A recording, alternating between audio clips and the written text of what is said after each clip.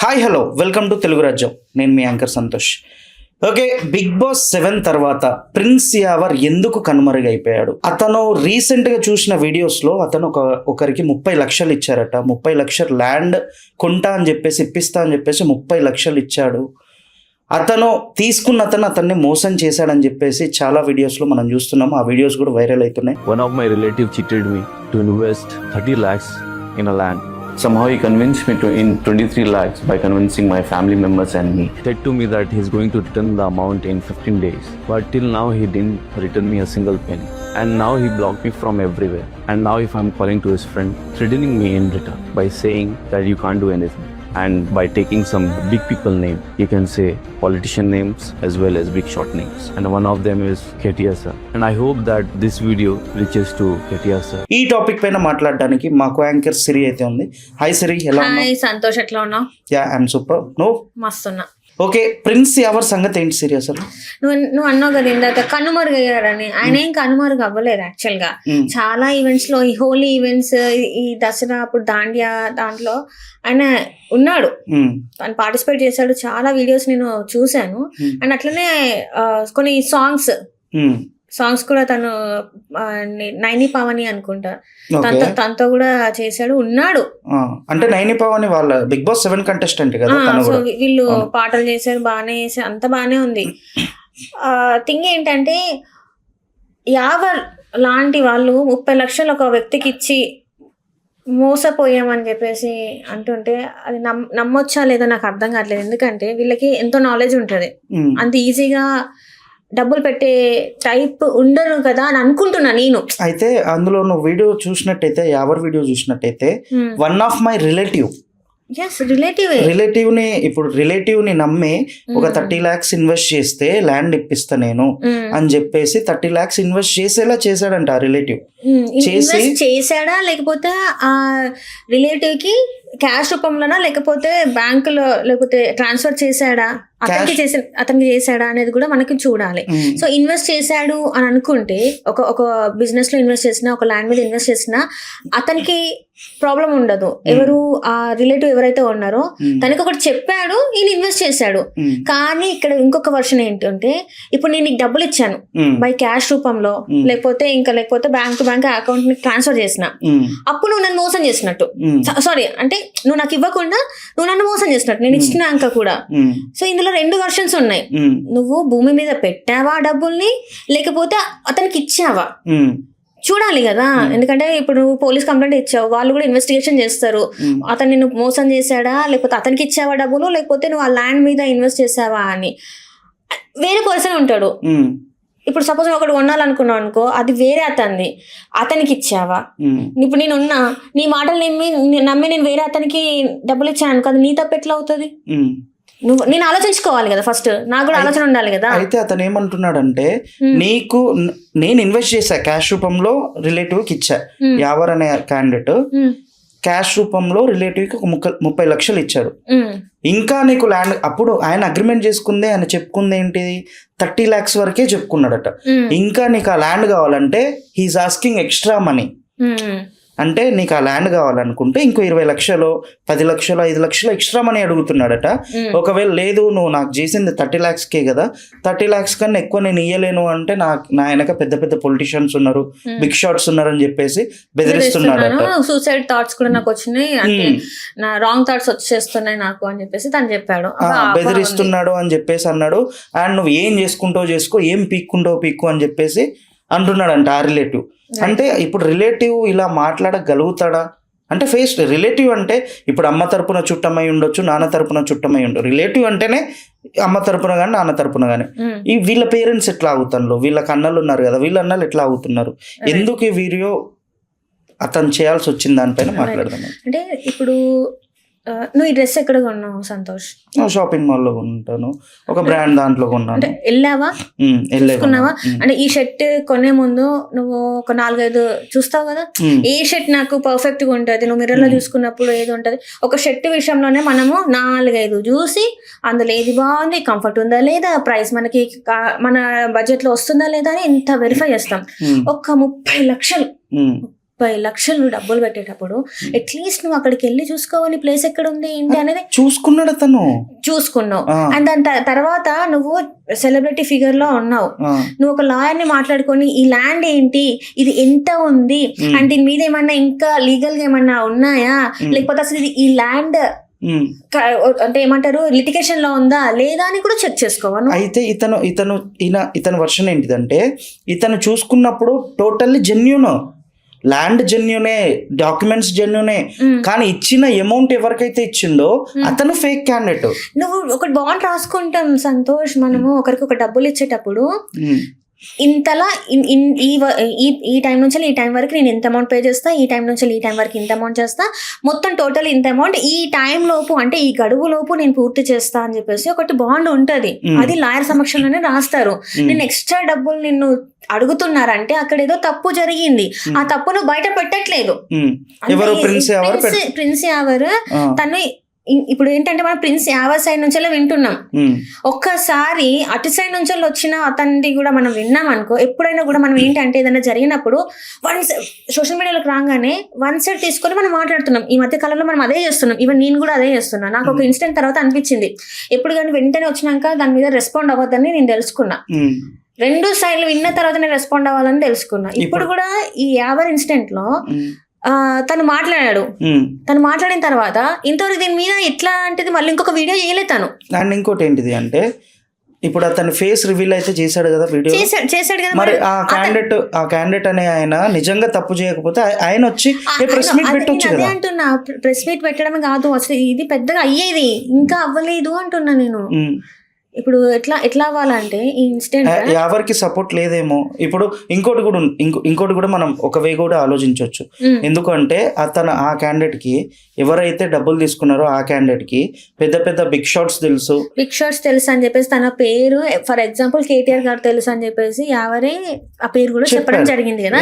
నా వెనక కేటీఆర్ ఉంటారు అని చెప్పేసి చెప్పాడు. అది ఎంత అయిపోతుంది తెలుసా, మనము ఒక ప్రముఖుల పేర్లు మనకు తెలుసు అని చెప్పడం చాలా పెద్ద మిస్టేక్ దారితీస్తారు. మిస్టేక్ అంటే కాదు, ఇంకొకటి దాని పరిణామాలు వేరే ఉంటాయి. అండ్ ఇంకోటి ఏంటిదంటే, ఈ వీడియో కేటీఆర్ సార్ దగ్గరికి వెళ్ళాలి అని చెప్పేసి ఆయనే చెప్పాడు. అతనికి బయటికి రానియకుండా ఆ క్యాండిడేట్ ఎవరైతే వీళ్ళ రిలేటివ్ ఉన్నాడో బెదిరిస్తున్నాడేమో.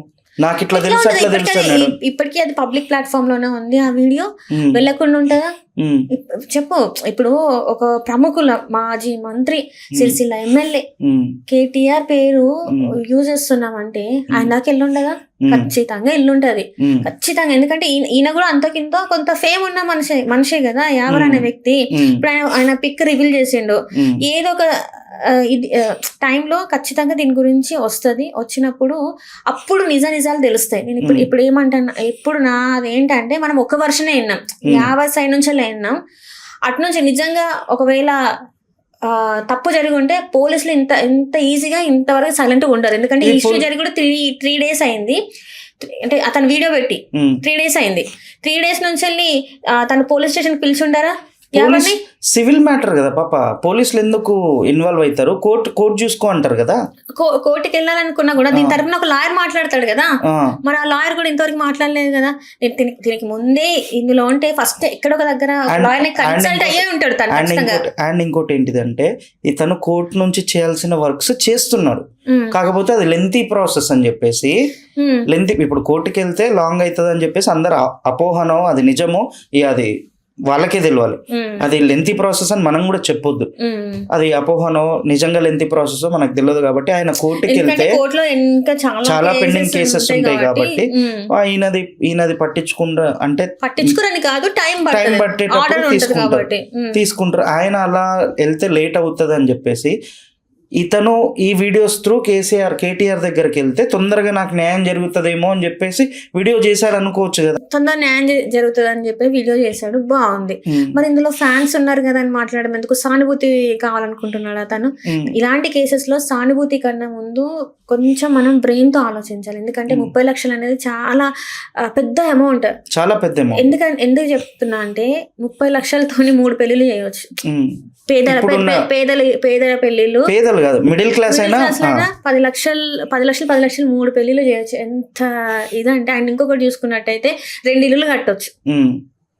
ఎంత లేదు పల్లెటూర్లలో 2 ఇల్లులైనా కట్టొచ్చు. సో అంత ఈజీ కాదు. ఎందుకంటే యావర్ చాలా తెలివిమంతుడే నాకు తెలిసినంత వరకు. ఎందుకంటే తన కొన్ని ఇంటర్వ్యూస్ చూసిన, తను మాట్లాడే విధానం మీద అంత నాలెడ్జ్ లేకుండా ఉన్న మనిషి అయితే కాదు. మోసపోయాను, ఊరికేనే మోసపోయాను అంటే కూడా నేను నమ్మను. ఈయన ఏదో ఆశ చూపించి ఉండుంటాడు. ఆయన కూడా ఆ ఆశకి కొంతమంది ఉంటారు, ఓకే ఇంట్లో పెడితే ఇంత వస్తుందా అని చెప్పేసి అస్సలు వెనక ముందు ఆలోచించకుండా ఇన్వెస్ట్ చేస్తూ ఉంటారు. ఇట్లాంటివి మనం చాలా చూస్తాం, న్యూస్లలో కూడా వస్తాయి. అండ్ ఇంకో నా డౌట్ ఏంటంటే, ఇతను ఎవరు రిలేటివ్ అని చెప్పేసి అన్నాడు.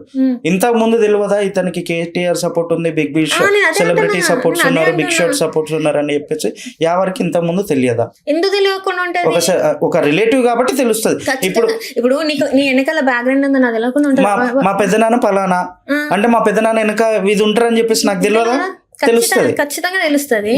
ఒక రిలేటివ్ చెప్తే ఈజీగా గుడ్డిగా నమ్మి అంత అమౌంట్ ఇన్వెస్ట్ చేసిందంటే నేను నమ్మను. ఇది అండ్ ఇంకో క్వశ్చన్ మార్క్ రేజ్ అయ్యేది ఏంటంటే, అసలు ఎవరు డబ్బులు ఇచ్చుండడు. ఏదో ఈయన ఫేమ్ తగ్గింది కదా ఇలాంటి మళ్ళీ చేస్తే, ఇప్పుడు మొన్న శివాజీ గారిది చూసావు, ఒక ఇన్సిడెంట్ పైన చాలా మందికి చాలా ఫేమ్ వచ్చిన విషయాలు చూసినాం. ఇలాంటిది ఒకటి మళ్ళీ ఒక వీడియో పెడితే నేను మళ్ళీ ఫేమ్ అవుతానేమో అన్న థాట్ తో పెట్టుంటాడా అని. అట్లా ఏం లేదు. వై బికాజ్ ఇక్కడ పేర్లు యూజ్ చేస్తాడు కాబట్టి, కేటీఆర్ లాంటి వాళ్ళ ప్రముఖుల పేర్లు యూజ్ చేస్తాడు కాబట్టి అది అంత ఇదిగా అయితే కాదు. కానీ ఏదో జరిగింది మొత్తానికి. తన డబ్బులు తను లాస్ అయ్యాడా లేదా అనేది కూడా నేను పూర్తిగా చెప్పలేను. ఏంటంటే రైస్ పూలింగ్ అనే ఒకటి ఉందా, కరక్కాయ బిజినెస్ అనే బిజినెస్ ఇంత ఫస్ట్ వాళ్ళకి కొంత అమౌంట్ ఇస్తారు, ఆ తర్వాత సెకండ్ కూడా కొంత అమౌంట్ ఇస్తారు. ఇచ్చేసిన తర్వాత ఇప్పుడు కూడా మనం చేద్దాం ఫుల్ వస్తానగానే వీడి డబ్బులు పట్టుకొని జంప్ అవుతాడు. సో ఇట్లాంటిది ఏదైనా ఆశ పడుండి తను ఏదైనా డబ్బు ఇన్వెస్ట్ చేసి ఉంటే ఇట్లాంటిది ఏమైనా జరిగే అవకాశం ఉందని నేను అనుకుంటాను. అండ్ ఇంకోటి అంటే, ఇప్పుడు ల్యాండ్ కొనేదానిపైన నాకు తెలిసింది ఏంటంటే, ఇప్పుడు ల్యాండ్ చూసిన తర్వాత, ల్యాండ్ మాట్లాడిన తర్వాత, రేటు మాట్లాడుకున్న తర్వాత, నీ రేటు నా రేటు అగ్రి అయితే ఒక అడ్వాన్స్ అమౌంట్ అనేది ఇస్తాం, దానికి రాసుకుంటాం. అడ్వాన్స్ అమౌంట్ తర్వాత బల్క్ ఫుల్ అమౌంట్ అనేది ఇచ్చే 6 months 7 months టైం పీరియడ్ పెట్టుకుంటాం కదా, బాండ్ ఉంటది. అది రాసుకుంటారు, అగ్రిమెంట్ రాసుకుంటారు. ఈ లోపు చేయకపోతే నేను ఇచ్చిన అడ్వాన్స్ లో ఇంత వెనక్కి ఇవ్వండి, లేకపోతే అంటే ఉంటే ఆ రూల్ ఉంటది. ఓనర్ చెప్తాడు, ఒకవేళ ఈ పీరియడ్ లోపు నువ్వు ఇవ్వకపోతే నేను ఇచ్చిన అడ్వాన్స్ తిరిగి ఇవ్వమని అగ్రిమెంట్ లిఖిత పూర్వకంగా రాసుకుంటారు. ఇంత పర్సెంటేజ్ ఇస్తాను వెనక్కి అనేది కూడా ఉంటది. సో ఇట్లాంటివి ఏమి చేయకుండానే 30 లక్షలు పెట్టాడా అంటే మనకి అంటే రియల్ ఎస్టేట్ లో ఎట్లాంటి పరిజ్ఞానం లేని మనమే ఇన్ని క్వశ్చన్స్ రేజ్ చేస్తున్నాం, వాళ్ళకి ఉండదా? అండ్ ఇంకోటి ఏంటిదంటే, ఎవరు భయ్యా మేము చెప్పేది ఏంటంటే, నువ్వు అతన్ని రివీల్ చేసావు కానీ నువ్వు 30 లక్షలు ఇచ్చిన బాండ్ అనేది రాసుకొని ఉంటావు కదా, అది కూడా రివీల్ చేయాల్సింది. అంటే నువ్వు ఫోన్ పేలో చేసావా, లేకపోతే చెక్ ఇచ్చావా, లేకపోతే అకౌంట్ క్యాష్ ఇచ్చావా, ట్రాన్స్ఫర్ చేసావా? ఇప్పుడు సంతోష్ నీకు నేను 10 లక్షలు ఇచ్చిన, ఎప్పుడు ఇస్తావు? ఎప్పుడు ఇచ్చినావు? ఇప్పుడు ఇచ్చిన మొన్ననే కదా తీసుకున్నా నా దగ్గర. మొన్న కలగన్నట్టున్నావు. నేను కలగనలే, నీకు ఇచ్చిన, నువ్వు కథలు పడక చెప్తున్నా. నువ్వు నాకు డబ్బులు ఇవ్వు, లేకపోతే నేను మంచిగా ఉండదు చెప్తున్నా. అర్థమైతే కొత్త పంచాయతీ కొత్త పంచాయతీ కాదు. ఎట్లా ఇచ్చినావు? ఏంటి ఎట్లా ఇచ్చిన? ప్రూఫ్ చూపెట్టి ఇచ్చినట్టు, నమ్మి ఇచ్చిన. నేను ప్రూఫ్ చూపెట్టి ఇచ్చినట్టు. ప్రూఫ్ అంటే నేను నమ్మి ఇచ్చినాను కదా. అదే ప్రూఫ్ ఎలా ఇచ్చావు? క్యాష్ రూపంగా ఇచ్చినావా, ఫోన్ పే చేసినావా?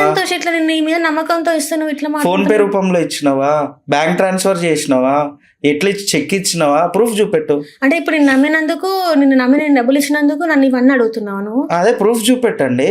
సో ఎగ్జాక్ట్లీ ఇట్లా ఉంటది. సో వితౌట్ ప్రూఫ్ లేకుండా మాట్లాడితే, మీరు ఇచ్చింది ఇవ్వలేదా అంటే అంటే ఎలా చెప్తున్నా అంటే, ఇవాళ రేపు ప్రతి చిన్నదానికి సాక్ష్యం లేకపోతే అది కాని పని. నువ్వేం చేసుకుంటావు చేసుకో, నీకు డబ్బులు ఇయ్య. నా వెనక పెద్ద పెద్ద బిగ్ షాట్స్ ఉన్నారు, ఏం చేసుకుంటావు చేసుకో. ఇదే మాటలు మాట్లాడు, ఇంతే ఉంటాయి. అండ్ ఇంకోటి, ఎవరు భయ్యా, వి సపోర్ట్ యూ, ఖచ్చితంగా వి సపోర్ట్ యూ.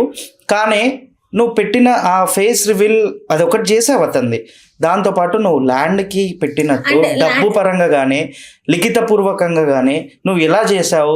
ఇప్పుడు నువ్వు డబ్బు ఇస్తే డబ్బు వీడియో తీసుకోకుండా ఏ పంచాయతీలు జరగట్లేవు భయ్య. నువ్వు క్యాష్ రూపంలో ఇస్తున్నావు 30 లక్షలు, 15 లక్షలు ఇస్తే అక్కడ వీడియో తీస్తున్నారు ఖచ్చితంగా. అదేంటి ప్రోటోకాల్ అనుకోవచ్చు, ఏమని అనుకోవచ్చు, అది రూలే అనుకోవచ్చు. అది ఖచ్చితంగా డబ్బులు ఇచ్చేటప్పుడు వీడియో తీసుకుంటున్నావు. అండ్ అప్పు కిందికి ఇచ్చేటట్టు అయితే ప్రామిసరీ నోట్స్, బాండ్ నోట్స్ రాసుకుంటున్నారు ఖచ్చితంగా. నువ్వు ఎలా ఇచ్చావు ఆ ఒకటి చేస్తే ఖచ్చితంగా వి సపోర్ట్ యూ. అండ్ ఇంకోటి అతని పైన కూడా డౌట్ ఉంది. అతని ఫోటో ఒకటి రివీల్ చేసావు, అతను తీసుకోకపోతే అతను కూడా టీవీ ముందుకు వచ్చి, మీడియా ముందుకు వచ్చి నేనేం చేయలేదని చెప్పేసి అతను కూడా క్వశ్చన్ రేజ్ చేయొచ్చు. కానీ అతను రేజ్ చేయలేదంటే ఈ 50% కూడా అతని పైన కూడా డౌట్ పడవచ్చు. అదే చెప్తున్నాను కదా, ఇప్పుడు ఇద్దరిది తప్పు ఉంది ఇందులో. ఇప్పుడు ఎవరు తప్పు చేయలేని నాన్నను అంటే మోసపోయాడు కదా, మనం సానుభూతి చూపెట్టాలంటే అస్సలు కాదు. అంటూ అంటారు కదా, మోసం చేసేవాడిది తప్పు కాదు, మోసపోయినోడిదే తప్పు అని. ఎందుకంటే మనం ఆ ఛాన్స్ ఇస్తున్నాం కాబట్టి వీఆర్ ద. అండ్ ఇంకోటి ఆ వీడియోలో సూసైడ్ చేసుకునే థాట్స్ వచ్చాయి, కానీ నా ఫ్యాన్స్ ఉన్నారు అని చెప్పేసి అన్నావు. ఆ 30 lakhsకి సూసైడ్ చేసుకునే అంత వీక్ అయితే మీరు అని చెప్పేసి మేము అనుకోము. ఎందుకంటే you have fame, me own legs పైన మీరు నిల్చున్నారు, మీరు చేసుకుంటున్నారు. ఒక మూవీలో హీరోగా చేస్తున్నారు, అది చేస్తున్నారు, షార్ట్ ఫిలిమ్స్ చేస్తున్నారు, వెబ్ సిరీస్లో చేస్తున్నారు, సాంగ్స్ చేస్తున్నారు. మీరు ఒక బిగ్ బాస్ ఫైనలిస్ట్ కంటెస్టెంట్. అది ఒక 30 lakhsకి సూసైడ్ చేసుకునే థాట్స్ నాకు వచ్చాయి అని చెప్పేసి వీడియో పెట్టడం అది కరెక్ట్ అనిపించలేదు నాకు. ఎందుకంటే మీ ఫ్యాన్స్ చూసే వాళ్ళు మీరు అట్లా మాట్లాడితే ఇప్పుడు వాళ్ళు కూడా ఏమైనా సమస్యలు ఉంటే ఓకే, ఇంత పెద్ద వాళ్ళకి ఇలాంటి ఆలోచనలు వచ్చినప్పుడు మాకు రావడంలో తప్పేం లేదు, సో మేము ఇట్లా చేసుకోవడంలో తప్పేం లేదనే ఒక ఏమంటారు, ఒక ఇది పోతుంది. అండ్ ఇంకోటి మిడిల్ క్లాస్ వాళ్ళు, నార్మల్ వాళ్ళే మీరు జస్ట్ 30 లక్షలు అనుకోవచ్చు, వాళ్ళు చాలా పోగొట్టుకున్నారు. లైక్ బెట్టింగ్స్ అని, ట్రేడింగ్స్ అని, అవన్నీ ఆ యాప్లలో చాలా పెట్టుకున్నారు. వాళ్ళకి మనమేం మెసేజ్ ఇచ్చినట్టు అనిపిస్తుంది నాకు. చూద్దాం ఇది ఎంతవరకు వెళ్తుంది. ఏంటంటే నేను యావర్ని ఒకటి అడుగుతున్నా, యావర్ నీ దగ్గర ఉన్న సాక్ష్యాలన్నీ నువ్వు బయట పెట్టేసి, అండ్ ఇంకొకటి ఏంటంటే నువ్వు ఒక షార్ట్ తీసేసి పెట్టడం అయితే కరెక్ట్ కాదు. దీనికి ఎవిడెన్స్ అనేది ప్రొవైడ్ చేసినా అనుకో, మేమే కాదు మాలాంటి వాళ్ళు చాలా మంది నీ వెనకాల నిల్చొని నీకు సపోర్ట్ చేస్తుంటారు. సో ఇట్లాంటివి అండ్ యావరే కాదు, ఇలా ఎవరన్నా మీకు తక్కువ రేట్లో భూమి వస్తుంది, లేకపోతే ఇంకేదో బిజినెస్ లో మీరు తక్కువ ఇన్వెస్ట్ చేస్తే మీకు ఇంత లాభాలు వస్తాయి అంటే ప్లీజ్ అసలు నమ్మకండి. ఫ్రెండ్స్ వచ్చి చెప్పినా నమ్మొద్దు, రిలేటివ్స్ వచ్చి చెప్పినా నమ్మొద్దు. మీకు జెన్యూన్ అనిపిస్తే మీ కళ్ళారా చూసి దానిపైన ఇన్వెస్ట్ చేయండి. అది రైట్ అండి. Thank you so much. Hello, Telugu రాజ్యం ఛానల్ చూస్తున్నారా? సామాజిక, రాజకీయ, జీవన చిత్రణే తెలుగు రాజ్యం. అతిశయోక్తులు, అసత్యాలు ఉండవు. రాజకీయ కోణం కాదు, ప్రజా కోణమే కొలబద్ద.